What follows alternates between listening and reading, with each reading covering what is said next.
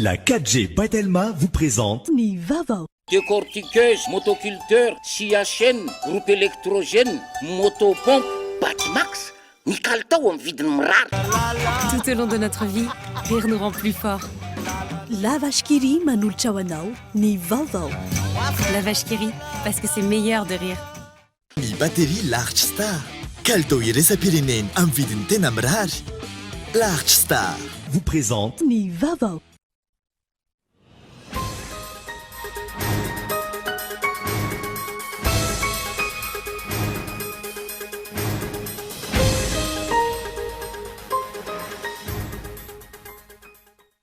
Nitsidika ireo asa lehibe sy hatanterana ao amin'ny faritra Atsinanana ny Filohan'ny Rajoelina ny maraina teo. Isan'izany ny fanatanterana tetika asa lehibe Miami ao Toamasina sy ny fanarenana lalam-pirenena faharoa. Io maraina io no nigadona teny Evato ireo teratany malagasy avy any ivelany moa dia eto Madagasikara tafiditra ao anatin'ny vol de rapatriement. Miisa 750 izy ireo ny tonga androany ary natao avy hatrany ny test PCR. Hatramin'ny fiandohan'ny taona 2024 tsy mitsaha miakatra ny vidin'ny kojakoja ilaina amin'ny fananganana trano sy fotodrafitrasa samihafa. 10 ka hatramin'ny 50 isanjato izay fiakarana izay raha hita eny amin'ny mpanjara. Kadra miisa 2 isan'ny navandoza tamin'ny famonoana solombavamboaka ny Amboasary Atsimo teo aloha no mbola karohana fatratra amin'izao fotoana izao. Ireto kadra ireto izay nininana avoaka tao amin'ny fonjan'ny Betroka raha nambaran'ireo fianakavian'ilay solombavamboaka.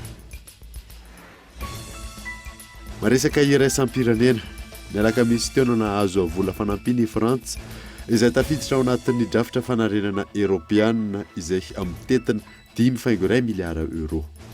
Ny andinindreo avy hatrany.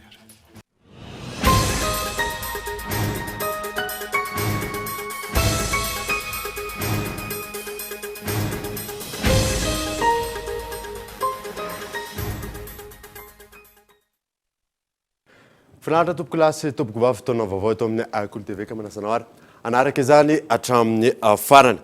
Nanombotsika ny vaovao dia nitsidika ireo asa lehibe izay tanterahana any amin'ny faritra Antsinanana ny Filohan'ny Rajoelina ny maraina teo. Isan'izany moa ny fanatanterahana tetika sa Miami ao Toamasina, eo ihany koa ny fanarenana ny lalam-pirenena faharoa gaitao Andriatsila.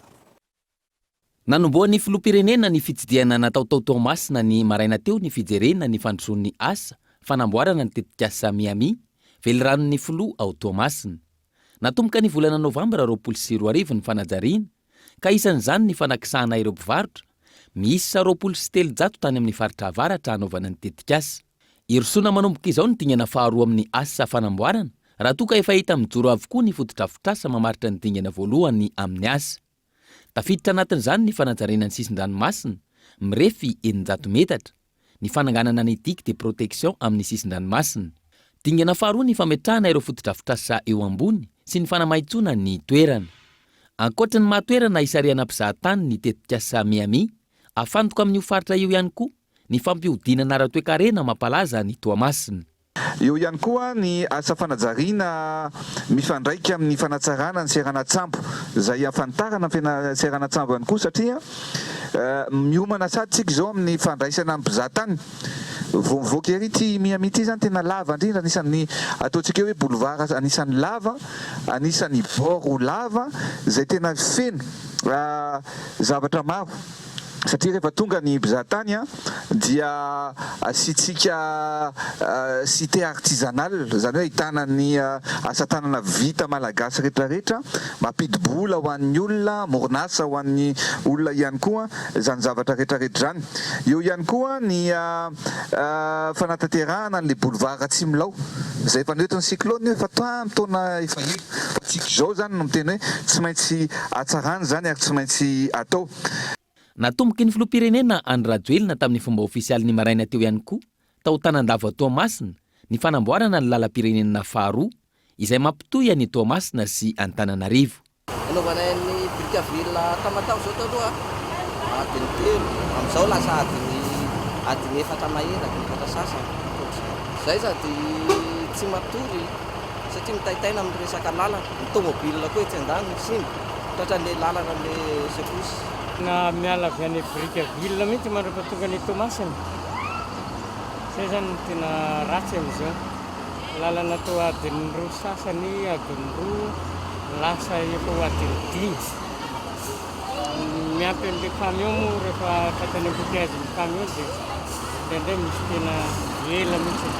Nampitaraina ny mpampiasa lalana ny faharatsian'ny RN2 ka tonga nijery akaiky ny lalana ny filoha. Notokanana ihany koa ny fotodrafitrasa toy ny brigade routière spéciale ho an'ny gendarmerie sy ny aire de sécurité et de service de repos tao Sahamamy, commune Ranomafana Est, distriktan'ny Brickaville. Nambaran'ny filoha tamin'ny lahatenina taony fa isan'ny vaindoana raha ny mpitondra fanjakana ny sy ny fitoniana sy ny fandriampahalemana ho an'ny vahoaka malagasy izay tafiditra ao anatin'ny velirano voalohany. Izay voafaritra ao anatin'ny velirano voalohany dia ny ametrahana ny brigade routière spéciale. Betsaka mantsy ny fitarainana satria rehefa mandeha ireo fiara mitatitretana dia betsaka ny fanafiana. Tamin'ny herinandro zao dia misy mihitsy no mianika ao aorianany reny conteneur ireny, mamahany reny conteneur ireny eny am-pandehanana ary betsaka ny entana very. Misy ny manakandalana an'ireo taxi brosy. Zay nametrahana an'ity brigade routière spéciale ity. Tsy maintsy mametraka zavatra manara-penitra isika mba hametrahana ny filaminana, mba ilamina ny filaminana amin'ny fifamezivezena amin'ity lalam-pirenena ity. Zavatra petratsika dia ampandry fahalemana ny tanàna fa indrindra ihany koa ny fifamoivoizana amin'ny akapobeany. Nisongadina tamin'ny kabary nataon'ny filoha Andry Rajoelina ihany koa ny nanazavany ny fomba ny safidianana ireo minisitra mandrafitra ny governemanta vaovao ankehitriny. Misy masotrivana entitra na ahafahana nanendry azy ireo satria contrat programa no natao raha ny fanazavana. Isan'ny fepetranapetraka ny maha olona ny fidinana ifotony, manana fandresendahatra sy fitaovan-tanindrazana ary manana ny traikefa sy ny fahaiza-manao amin'ny toerana asa aniny. Lafa mavao hafa kosa indray dia io maraina io no nigadona teny vaty ireo teratany malagasy avy any ivelany mody eto Madagasikara tafiditra ao anatin'ny vol de rapatriement miisa 720 izy ireo izay tonga androany izay ary natao avy hatramo ny test PCR Henri Floreo. Araka ny fanambaran'ny filohan'ny Repoblikan'i Madagasikara Rajoelina Andry, nigadona teny amin'ny seranam-piaramanidina iraisam-pirenena Ivato io maraina io, nizotra am-piaramanidina nitondra ireo teratany malagasy tavela tany ivelany ary nodina monjy any Madagasikara. Nilamina ary hentitra tsara ny fanaraha-maso ny toe-pahasalaman'ireo teo ampahatongavany. Teratany malagasy miisa 750 no tonga tamin'ny tisidina voalohany ity ary efa natao fitiliana izy ireo mialohany ny angany tany ivelany ka izay nanana valim-pitiliana mihibana negatifa ihany no afaka nandray ny sidina ny azo any Madagasikara ary mbola natao fitiliana PCR ihany koa izy ireo teo ampahatongavany teny Ivato tamin'ity maraina ity. Dia rehefa tonga eto ireo olon'ireo dia atao PCR izay mesure zay efa mesure mahazatra hatramin'izay dia rehefa vita dia mandeha mihiboka aloha izy. Dia rehefa vita izay fihibohan'izay dia alohany hamoanana zany dia mbola atao test PCR indray mandeha satria fantatritsika fa tsy maintsy arovana ny eto Madagasikara amin'izay mety ho fidirana valanaretana. Dia efa nanao an'izay mesure rehetra izay ny ministère fahasalamana miaraka amin'ireo ministère ny affaires étrangères, miaraka amin'ny ministère ny tourisme, miaraka amin'ny mpiaraka rehetrarehetra satria commission ray manontolo zany efa tsy ministère fahasalamana ihany ao anatiny dia samy mandray ny andraikiny avokoa ny ministère rehetra ao anatin'izay. Mandritra ny 5 andro izy mihiboka any anaty hôtely zay no procédure zay zany procédure napetraka farany fa melohan'izay izy arak'izay tsy maintsy verifiena hoe atao PCR izy dia rehefa ohatra ka négatif ny PCR no anatin'izay dia afaka mandeha mivoaka mamonjy ny fianakaviana izy aorianan'izay. Aorian'izay dia averina atao test PCR indray izy ireo ary raha mihiba na negatif kosa vao afaka mamonjy ny fianakaviana. Raha nasanatriavina kosa ka miabo na positif manaraka fitsaboana avy hatrany izy ireo raha ny fanazavana.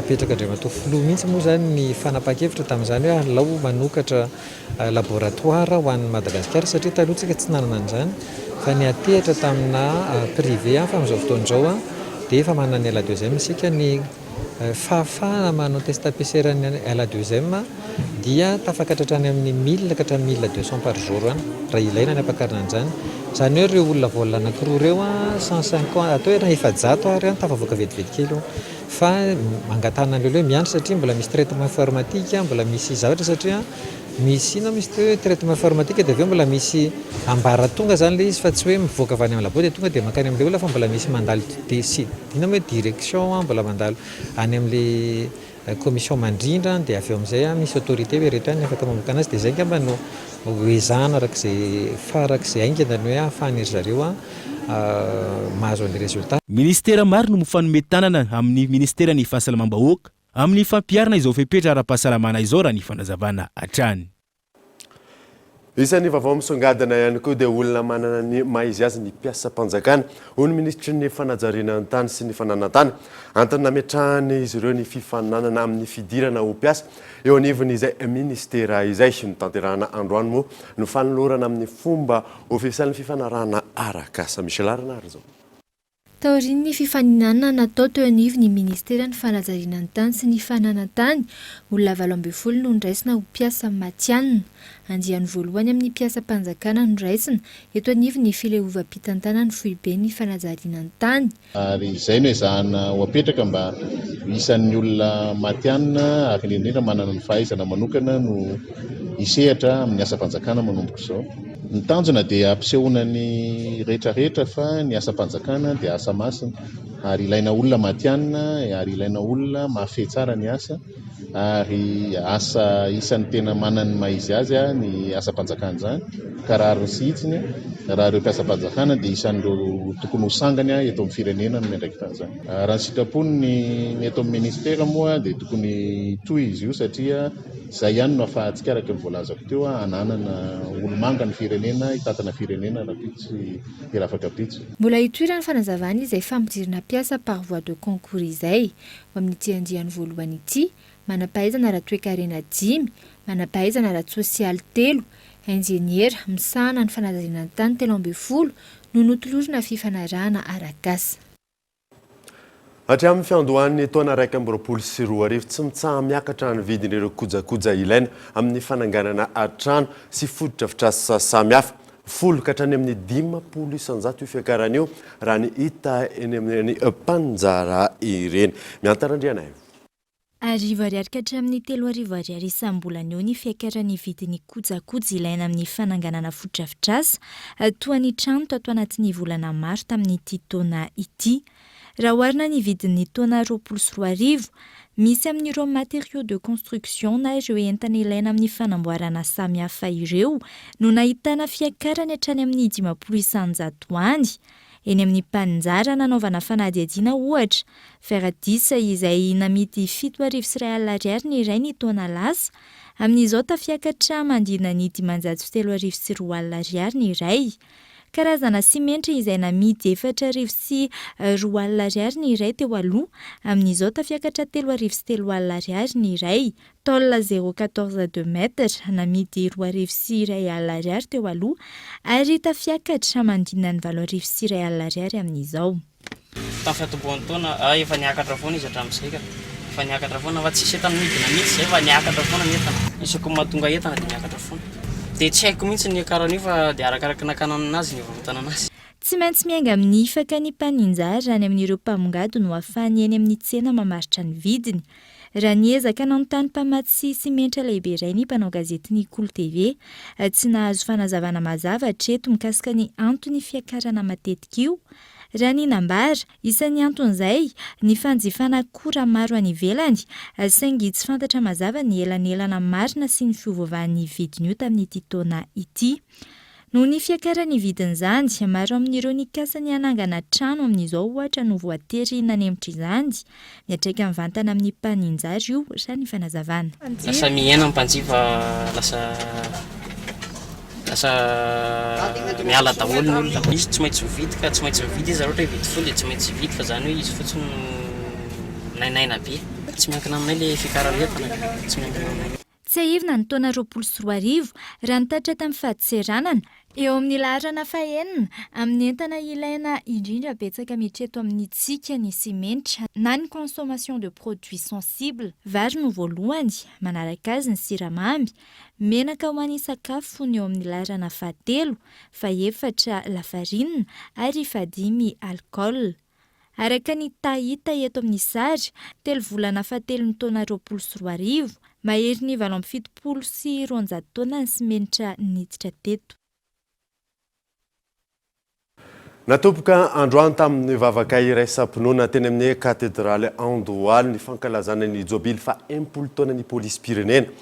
Iaina ao anatin'ny fanajana ny fitsipika ireo polisy pirenena ary entitra ny fanaramaso izany hoy ny tompony andraikitra ny alarana Evson. Nandritra ny fanokafana tamin'ny fomba ofisialy ny jobily fa 10 taona ny polisy pirenena teny amin'ny katedraly Andohalo androany no namerena ny ministry ny filaminam-bahoaka ny toky amin'ny fiarovana ny vahoaka sy ny fananany ary namerena ny toky anajana ireo polisy pirenena rehetra ny fepetra efa napetraka. Izay polisy pirenena dia mampanantena ary ataony fiainana ny anampianay sy arovana ny vahoaka ary ny asa izay ho tanterahanay dia ifototra mitanteraka amin'ny hoe fametrahana ny fandriampahalemana maharitra eto Madagasikara, ialanay fahalovana tsy izay rehetra mety anoitoana ny mahatsara ny polisy pirenena, eny hitondra mihitsy zany amin'ny fanatsarana ny fahefa-panjakana izay misy eto amin'ny tany sy ny firenena. Misy ny polisy mani sanjo ray lohasady kotra zay ka tsy ilozan'izay marara. Izahay dia efa manetona ananazy ireny mba hiditra amin'ny lalana tsara amin'izay satria efa izay lalana tsara zay no iaina ny polisy pirenena ankehitriny. Lazaiko teo ny fanajana ny disiplinina dia miankina be dia be amin'ny fanetanana anazy ireo, indrindrandrindra ihany koa amin'ny atosika hoe prévention. Nambarana nandritra izany ihany koa hafa ho amafisina atrany hinietsika fidinana ifotony ary ujerena ny fiainan'ireo polisy pirenena manao ny asany eny ifotony. Akoatra ny fijerevana ny fiainan'ny polisy pirenena, tsy maintsy hijerena ihany koa ny momba ny famerenana ny fandriampahalemana manerana ny nosy. Taona maro tokotrany dia niezaka izay nanao ny antony hoe fanatonana ny vahoaka. Efa tsapa ary efa hita izany ankehitriny ary efa mitsofoka miditra mihitsy zay tao anatin'ny 3 taona zay tamin'ny firotsona amin'ny hoe fanampiana vahoaka. Tena ny fiainam-bahoaka amin'ny ankapobeny mihitsy no ezahany polisy ho amaivanina.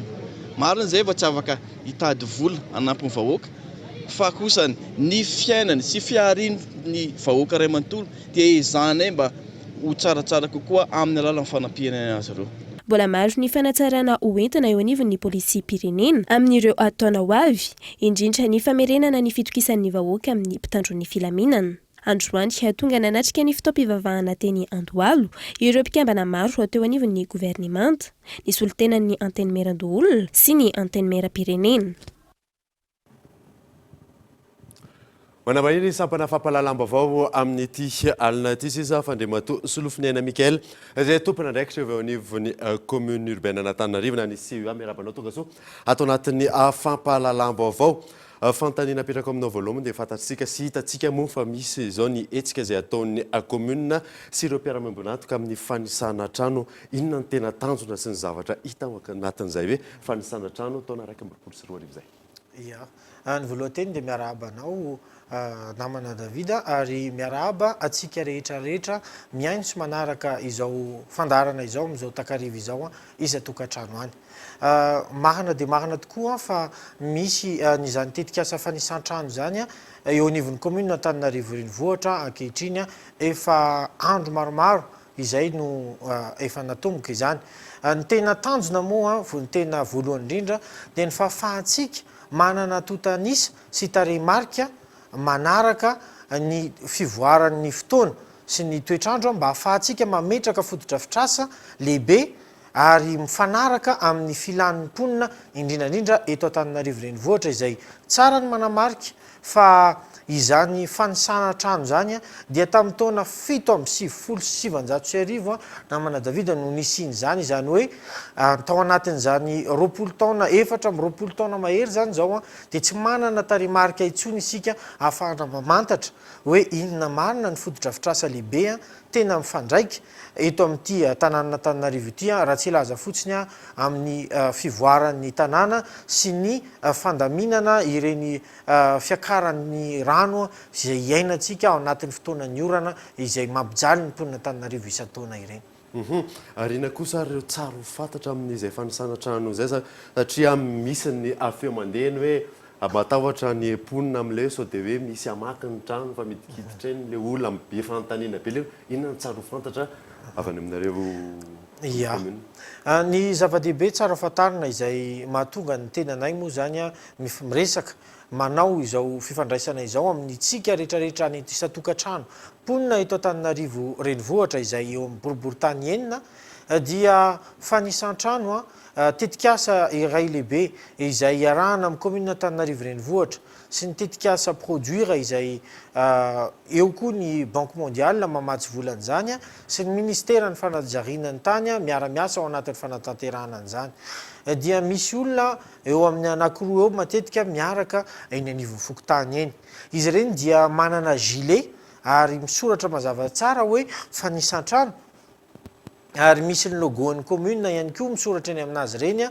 dia manana baditra izy ireny dia izy ireny mametraka fanontaniana vitsivitsy amintsika ao an-tokantrano ny tena voalohany indrindra moa zany dia ny tompo-trano fa na ihany koa ny mpanofa dia afaka manome ireny taremarika ireny dia tena zava-dehibe indrindra dia tsy misy tompoka ny vola alohantsika any amin'ny tokantrano tsy misy fandoavam-bola fa fanisana trano izany ary ny misy formulaire izay antaniny amintsika fa tsy mivoana ihany koa ny fanontaniana izy ireny ahafahantsika mahafantatra hoe sao dia sanatria misy mpanararoatra fa nefany entaniny isika tsirairay avy isa-tokantrano mba anampy satria zava-dehibe ny vokatra azontsika amin'io hitondra soa be dehibe ho amintsika tsirairay na ny fotodrafitrasa hitantsika ngamba ny fa miazakazaka be ankehitriny ny commune Antananarivo renivohitra amin'ny fanamboarana fotodrafitrasa na lehibe zany na kely toy ny reny lalakely sy ireny canal simba eny anivon'ny fokotany ireny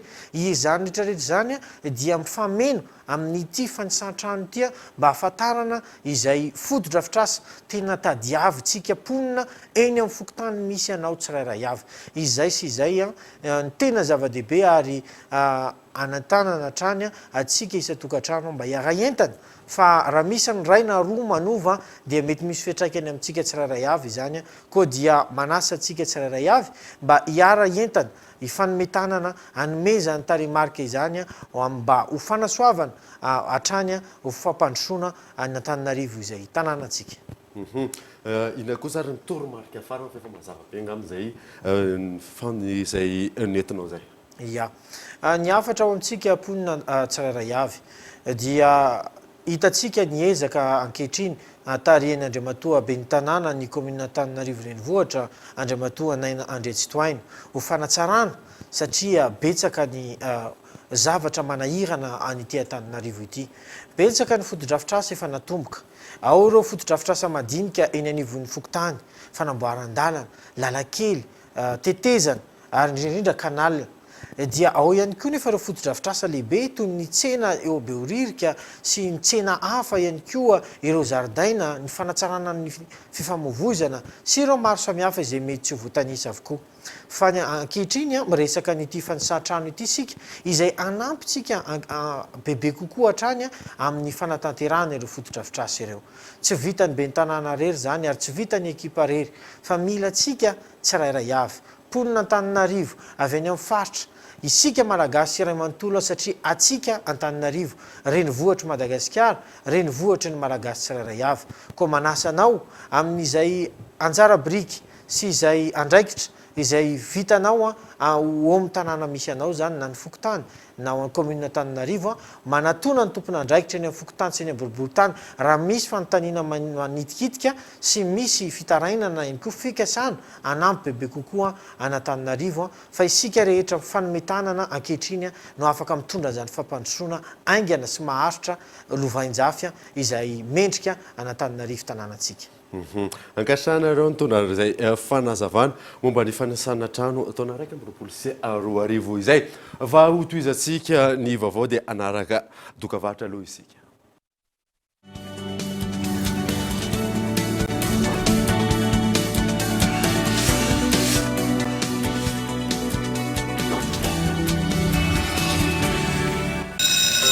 Réussis ta rentrée avec magasins habituels, les crayons de couleur et les feutres Big Kids, les ardoises et marqueurs Velleda, les correcteurs Tipex, les crayons Écolution et les stylos Bic Cristal. Vive la rentrée avec Bic!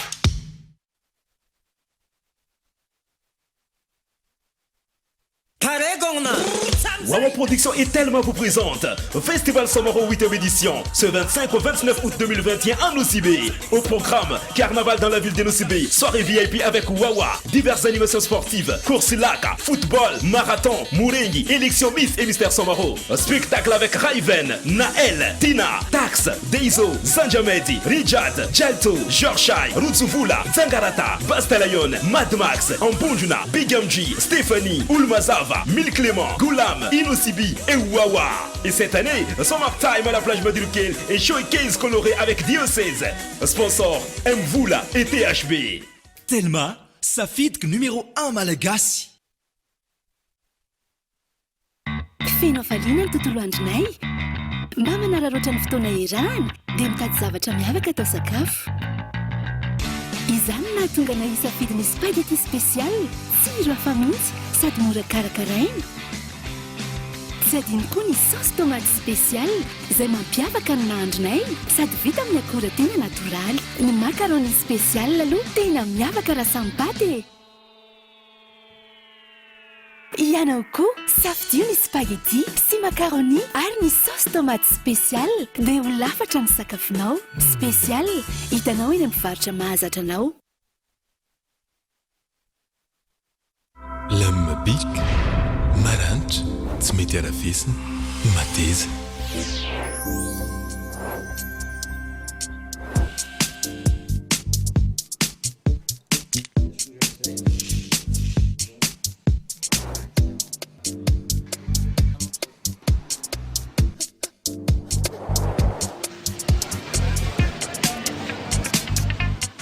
Bic, isanandro.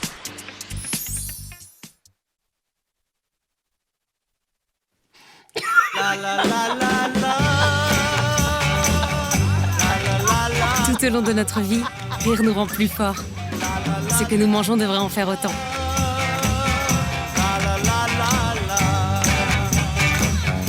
La vache qui rit, parce que c'est meilleur de rire.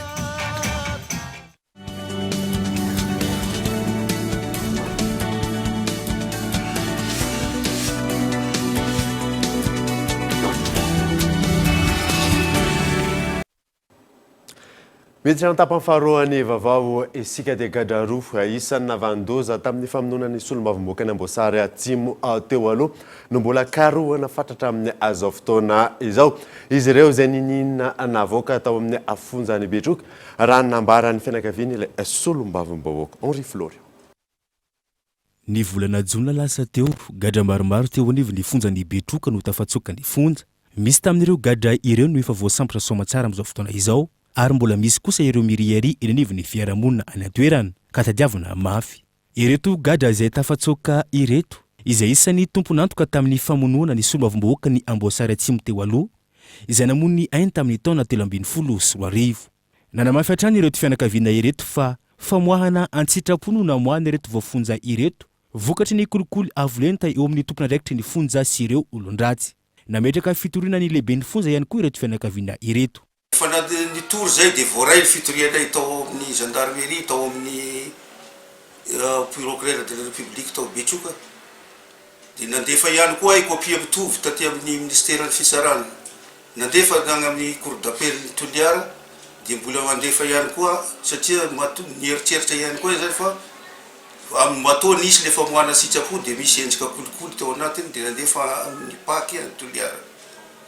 Rehefa nandeha nefa ny fampitorana aroso ny fampitorana tegna amin'ny tribunaly fisarana ambaratonga voalohany Betroka ny 30 zany hoe ny différement dia nolazaina taminay fa tsy mbola nahazo ordre de poursuite ny fitoriana ny garde des chefs fa ny fitoriana garde des chefs an'le olo-PS no nazahoana ordre de poursuite. Nisy tamin'ireo voaroaroa tamin'ity famonon'olona ity no tafatsoka no mbola tadiavana amin'izao fotoana izao. Hanjakan'ny kolikoly avolenta ny eo anivony fonjany Betroka raha nambaran'ireto fianakaviana ireto. Itsakinay ty raha ty hoesena malaky satria besaka raha ny zavatra misy mikorotanao amin'ny fonjany Betroka io ary ahina hiteraka tsy fandriam-pahalemana atoerany raha izao zany nitoy satria ny mpitandro filaminana manao ny asany, ny mpisara manao ny asany, ny mpitazona egny manao goragora gaboraraky dia ohatrany misy effet psychologique amin'le olona ary maniraka an'le olona anao sain-jasa. Koa manoloana an'izany zany dia mbola mamerina eto ay zany ny fizerena akaiky ny momba an'io le fitorianay lehibe ny fonja io ao angataka ay zany ho anomezana baiko aingany dia aingany amin'ny fanenjenay azy. Raha ny loharanom-baovao azo avy eo anivon'ny procureur ao Betroka nahilitra mponja vonjamaika ihany koa amin'izao fotoana izao ny lehibe ny fonja ao Betroka izay niratsy kombakomba tamin'ireto andian'olon-dratsy ireto tamin'ny famoahana azy ireo tao amin'ny fonja. Manao ansoavony amin'ny fijerevana akaiky mahakasika ity raharaha ity araka izany ny fianakavian'ny maty. Ny solombavamboaka ny Madagasikara voafidy tao Tsiombe sy ny solombavamboaka ny Mindongy Atsimo no ivahiny ao anatin'ny fandarana Ankitsipo rehefa vita ny fampahalalam-baovao fandarana moa izay resahana manokana mahakasika ny gouvernementa vaovao izay anjoro voaingana teo eo ihany koa ny ezaka andrasana amin'izay gouvernementa izay sy ny sosialim-bahoaka arahoara ny sombole amin'izany. Ka zay ny antony lehibe indrindra voalohany indrindra nanasorana any nanaovan'ny filoham-pirenena hoe misy tsy maharaka reto dia aleo akisaka aloha dia soloana an'ity ka amin'izao zany mety tsy manana ataoko hoe excuse tsony ity gouvernementa vaovao zay tarihin'ny premier ministre Tsay Christiany non tsy manana an'izany hoe tsy maharaka na ahoana satria efa voafanty ny filoham-pirenena sy ny premier ministre hoe inona ny mission efa tokony ho fantatra zareo zany hoe ity le mission tokony tratraritsika tadidio tsara fa farafahabeny ange roa taona tavela fa hiditra amin'ny famolavolana ny fifidianana atsika zao ny zavatra andrandray ny vahoaka araka ny tenin'ny filoham-pirenena teo dia hoe hitsaranareo ny vahoaka dia ahoana ny resultat amin'ny fohiezaka aloha hahafahana hoe nisy zavatra niova ve ny zavatra azo-tsapahitanana ve zay zavatra zay miaramila zany zareo mahafantatra hoe inona zavatra tokony ho atao. Bafiry taminareo ministre tamin'ny gouvernementa teo aloha moa zany nandeha ny tournée tany Midongy sy tany Befotaka. Au moins dia ity ny amin'ny asa zay nampanaovinareo tany ene tsy voara-maso e nahazo zay misaotra monsieur le président tsy omeko tsiny ianao ary manohana anao manaraka fa tena omeko porofo mitokatenda ny vahoaka malagasy fa tena nanao tokoa io gouvernementa io nanao tokoa io président io ao misy fotodrafitra ary alaveno impito mandifotr'olona tsy voara-maso ny asany tsy vita iza zany nanao an'izay i président zany no entrepreneur nanao an'io sa izy nanolotra ny marché mikasika an'io. Tontolon'ny fitaterana kosa indray dia tsy manaiky ny findra eny amin'ny gare routière fisandratana Ambohimanamboly ireo mpitatitra eny amin'ny fasan'ny karana tsy mety amin'izy ireo ny toerana sy ny fotodrafitrasa ka mitapiky tobo fiantsonana vaovao izy ireo io na saina. Tsy findra amin'ny gare routière fisandratana eny Ambohimanamboly ireo mpitatitra eny amin'ny fasan'ny karana araka ny tapaka taoriny ny fivorian'izy ireo. Antony maro no andavana ny fikasan'ny fanjakana amindra azy ireo eny Ambohimanamboly raha ny fanazavana. Janona io mitobim-piantsoana amin'ny fahasankarana ihany ary ny tobim-piantsoana amin'ny fahasankarana no hatsaraina hatrany ho an'ny vahoaka manontolo. Tsy mety aminay voalohany indrindra ilay fotodrafitrasa eny Ambohimanamboly. Tsy mety aminay satria tsy nakana mpitatitra anankiray kory na dia atao hoe tompona fiara iza ny fitondrana teo aloha nandrafitra an'io dia tsy mety ho anay ilay fotodrafitrasa eny Ambohimanamboly. Faharoa manaraka an'izany dia efa be dia be ireo polisy makany ampivoatanana dia tsy mety aminay koa. Fahatelo ny toerana misy azy zay mbola miverin-dalana satria olona andeha eny atsimo dia mbola miverin-dalana makany amin'io toerana io. Miangavy ny Andriamatoa filoham-pirenena zay miangavy ny Andriamatoa ministra vaovao zay mba hanangana gare routière eo amin'ny tobim-piantsonan'ny fahasankarana io. Ireo coopérative mampiasa ny lalam-pirenena faharoa no tokony ao amin'ny gare routière fisandratana raha ny sosokevitra izy ireo.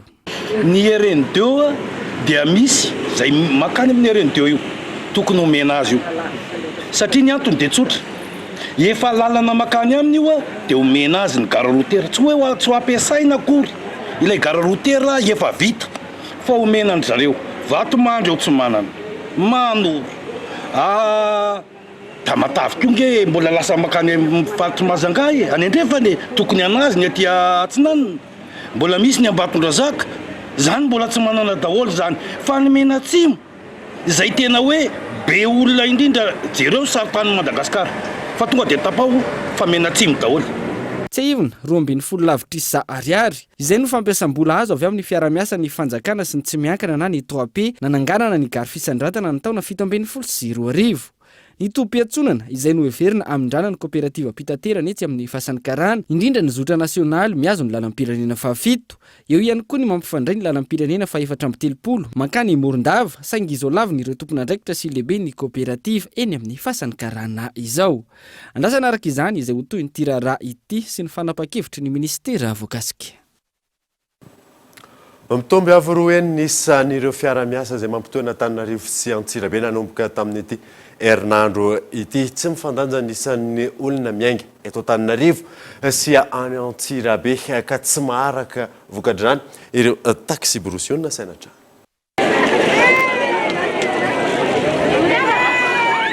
Filarana no hita amin'ny toerana fividianana tapakila Iazo Antsirabe miainga eto amin'ny fasan'ny Karana tamin'ity androany ity. Tsy maharaka ireo taxi brus na efa nampitomboana avy roa eny aza ny isan'izy ireo. Amin'ny ankapobeny zany misy aloha mpandeha zao tao anatin'ny nomboka vita baky iny mitombotombo kely mpandeha tsy mifameno zany le avy any ambany sy ny avy aty ambony zany hoe lasa nidina omaly ariva tôbila dia tavela any Antsirabe dia mivaly zay dia efa tsisy tôbila ndray eto eo amin'ny ronjato malasa ronjato zany tôbila tapadarana sy ny Antsirabe ramanto eo amin'ny 50 zato eo ny olona aloha zany amin'izao misy mpanao vakansa dia misy haiko nefa eto zany raha tena hoe jerevana misy olona avy miasa ty Antananarivo dia mody Zoma dia misy olona ndray avy any Antsirabe miakatra rehefa Zoma dia ireo mamonjy ohatr'izay zany le olona famoivoy. Hatramin'ny 7 ora alina mbola misy ny faingana raha ny fanazavana hatrany nampitomboana ny isan'ny olona entana isaky ny fiara ahafahana mitatitra ny rehetra. Eto aloha zany amin'ny 4 ndray za misy amin'ny 7 alina raha mbola misy le mpanao contrôle départ dia mbola afaka alefa foana amin'ny maraina indray amin'ny 4 sasany efa misy départ. Ny tôbila aloha mandeha ny contrôle départ zany hoe milamina tsisy nalay zany eto aloha tsy dia misy le hoe tena hoe manao accident satria miainga maraina any Antsirabe reo dia verina indray ny ariva tsy dia misy hoe miaro tory. Tsisy lavalina zany ny Antsirabe tôbila ngamba ataoko hoe 3 na 4 misy hoe miainga alina be ny Antsirabe tonga avy marana eto dia verina indray ny ariva. Fanarahana amin'ny ministera sy ny ATT moa zany hoe tsy miakatra mihitsy aloha saran-dalana dia teo aloha zany zay aloha manao hoe carré zay amin'le andro andavanandro amin'le tsy dia betsaka ny olona fa rehefa misy ohatr'izao zany ny olona dia afaka manao 5 any zay satria le olona koa tsy maintsy ezahana no mitatitra an'le voyage eo. Nijanona ho iray alina ariary ny sarandalana mampifandray na Antananarivo sy Antsirabe na eo azy izao fahamarony ny mpandeha izao na mafisina ny fanaramaso ireo fiara eo am-piangana hisoroana ny loza mety hitranga eny andalana. Araky ny tatitra nivoaka tamin'ity androany ity mahakasika ny fivoarany valinaretina Covid-19 eto Madagasikara reo no tranga vaovao roa ihany koa ireo sitrana soamantsara tsy nisy ny lavony valinaretina hatreto miisa 9 ireo mbola ao anatin'ny forme grave. Zay mahakasika an'iny fa tsy mbola mahazo rano fisotro madio ny 720 isanjaton'ny malagasy. Mila avondrina ny asa momba izay anatratrarana ny fanampy 10 isanjato hatramin'ny taona 2022 ho ny ministera tompony andraikitra nandritra ny fifanaovatsiny ny rana tamin'ny Waterred fanadina. Lavitra ny ezaka amin'ny famatsiana rano fisotro madio eto Madagasikara. Araka ny antotanisa avy amin'ny ministeran'ny rano ny fidiovana sy ny fanadiovana. Tsy mbola misitraka rano fisotro madio ny 720 isanjato ny malagasy. Tsy maintsy amafisina manoloana io ny fiaraha-miasa ampisehatra isan-tsokajiny anatrarana ny fanamby hatramin'ny taona 2022. Eto Madagasikara dia misy vina fanapetraka ary misy laharam-pahamehana izay fanapetraka amin'ny filohan'ny Repoblika izay ao anatin'ilay programme général de l'État. Ka ny asa rehetra zany dia atodika amin'ny fanatanterahana zany zavatra zany. Ka raha tsy atao ilay sonia dia mety ny mpiara-mavonatoka tsirairay mety miboroka manao zavatra hafa. zay aloha mahazava-dehibe anty zavatra ty mba iroso makany amin'ny fanatarana vina daholo zany a ny mpisehatra rehetra eto Madagasikara satria lalaka alefa ny faritan'ny filohan'ny repoblika dia zay no mahatonga antsika rehetra zany fanafatarana zany zavatra tao. Na izany na tsy izany tafiditra anatin'ny fatram-bola mijaly ranony eto Antananarivo. Na mafisin'ny tale jeneraly ny Jiramana natrika ny fifanaovan'ny ny mpiara-miasa teny an-toerana fa ampiny rano tsy azo mpaniry mamatsy ny mponina Antananarivo ankapobeny. Efa mihodina avokoa ny tobi-pamokaran-drano fanampiny eny Mandroseza sy ny maro hafa. Efa hitanareo fefa mandeha amin'izao fotoana izao zany ny tobi-pamokarana rano Mandroseza 2 izay mampiakatra 4 metatra tora-telo isan'andro. Iny zany dia isan'ny manampina n'ilay tsy ampy satria tsy ampy raha etsy metatra tora-telo isan'andro tsika. 4 metatra tora-telo zany dia efa voatsejitsika ary efa hita ny fotony ny fanatsarana ny famatsiana rano indrindra amin'ny toerana avo eto Antananarivo. Misy ihany koa zany ireo tobi-famokarana rano satellite les unités de traitement containerisé napetrakantsika amin'ny toerana anankivalo dia afaka herinandro vitsisa zany dia ho vita daholo izy rehetra ireo. Tafiditra anatin'ny ezaka hanatsarana ny famatsian-drano. Amitoy ihany koa ny fanoloana ny fantsona amin'izao fotoana izao. Ankilany tontosa teny Anosy Androany ny fifanaovan'ny ny mpiara-miasa teo amin'ny ministeran'ny rano, ny fidiovana ary ny fanadiovana sy ny teo anivony Watered. Ankoatra ny sekoly sy ny tobim-pahasalamana, ifantohany asan'ny rotota ny fanamorana ny fisitrahany manana fahasembanana rano fisotro madio manomboka izao. Trangam-piarahamonina kosa indray dia andehan'olona 440 no voaroroy tamin'ny alatra solika Jirama tao mananaravaratra faritra Analanjorofo solika 5 litatra no saika ahodikodin'izy ireo ka zao tratehaka izao natolotra avy hatrany fitsarana ny raharaha. Henri Florio. Nitrangana asa ratsy fangalarana solika amin'ny tentina 5 litatra indray ny tao amin'ny tobi-pamokarana herinaratra Jirama ao mananaravaratra ny alahady lasa teo tokony tamin'ny 3 maraina. Taorin'ny famotorana nataon'ny polisy pirenena olona miisa 440 no voaroroy ary voasambotra tamin'izany. Nahary antso tokony tamin'ny 3 sasany maraina zahay nio alahady fahavalo ny volana aogositra lasa teo ka nanao ny ezaka rehetrarehetra tamin'ny fikarohana rehefa naheno ny vaovao fa nisy halatra gazoal tao anatin'io centrale thermique io. Izay neritreretina fa halatra nanimbana zavatra ihany koa satria ny vanne de vidange ny cuve de stockage no tratranay teo ambany izay efa simba tapaka zany. Ka noho izay zavatra zay tsy nionona tamin'ny fahatana iny vanne de vidange tapaka iny ihany zany ny polisy pirenena fa niezaka nikaroka zay tokony nahavitan'izay.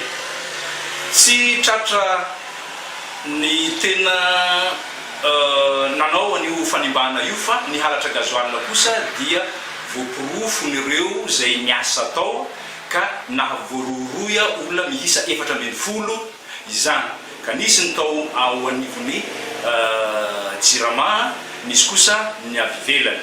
Araka ny fanadiadiana trany fantatra fa efa misy tamin'ireto olon-dratsy ireto no efa nanatanteraka ny fangalarana solika hatramin'izay fa tamin'ny tindra mitoraka ity vao tratehaka izy ireo. Natolotra ny fitsarana ao maroantsetra avy hatrany ireto olon-dratsy ireto 3 nahiditra-ponja ary iray nahazo fahafahana vonjy-maika. Resaka iraisam-pirenena kosa indray dia ny alakamisy teo no nahazo vola fanampiny Frantsa izay tafiditra ao anatin'ny drafitra fanarenana Europeana izay mitetina 5.1 miliara euro fanadena. Efa tonga ao Paris ny vola antapitrisany maro fanarenana ny Europe araka ny nambaran'ny ministry ny toe-karena frantsay. Vola mitetina 5.2 miliara euro no ampahany vola voalohany voarain'ny Frantsa amin'ny fanarenana azy taorian'ny valanaretina Covid-19. Fanampiana avy amin'ny vondrona Europeana. Vola izay natolotra anatanterahana ireo drafitra napetraka anarenana ny voka-dratsiny valanaretina Covid-19. Raha teo aloha rehefa anao findramam-bola ny firenena ao anatin'ny vondrona Europeana, samy manao izany avokoa ireo firenena rehetra ary ambony ny ta amin'izany. Fa saingy tamin'ity ireo vondrona Europeana indray no nanao findramam-bola ho an'ny olona rehetra ary nidina ambany ny tany izany. tsy voaray indray mandeha ireo vola ireo fa tsy maintsy tsinjaraina ny fizarana azy izay isy fiatraikany betsaka amin'ny toe-karena any an-toerana mandritra ny taona maro. Ho tsinjaraina toy izao ilay vola 570 miliara euro nendraminy vondrona Europeanina, 270 miliara euro any Italia, 750 miliara euro any Espagne, 70 miliara euro any France ary 13 miliara euro any Berlin. Ka hatramin'ny taona 2024 no andraisan'ireo firenena izany vola izany. dia zay mamarina vaovao tamin'ity androany ity ankasitrahana manaraka izany soava tsara daholo tompoko. Tout au long de notre vie, rire nous rend plus forts.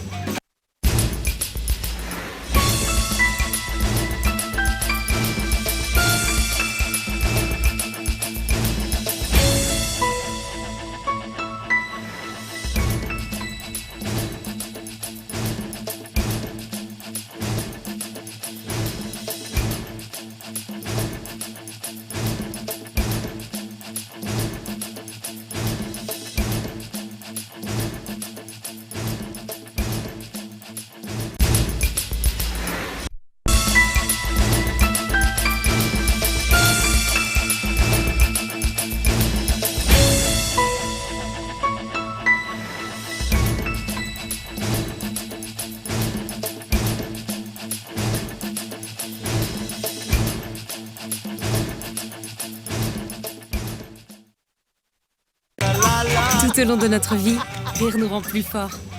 La vache qui rit nanolotra anao teo ny vaovao. La vache qui rit, parce que c'est meilleur de rire. Ny batterie Large Star kalitao iraisam-pireneny amin'ny vidiny tena mirary.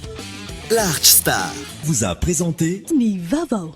Décortiqueuse, motoculteur, scie à chaîne, groupe électrogène, motopompe, Batimax, ny kalitao amin'ny vidiny mirary.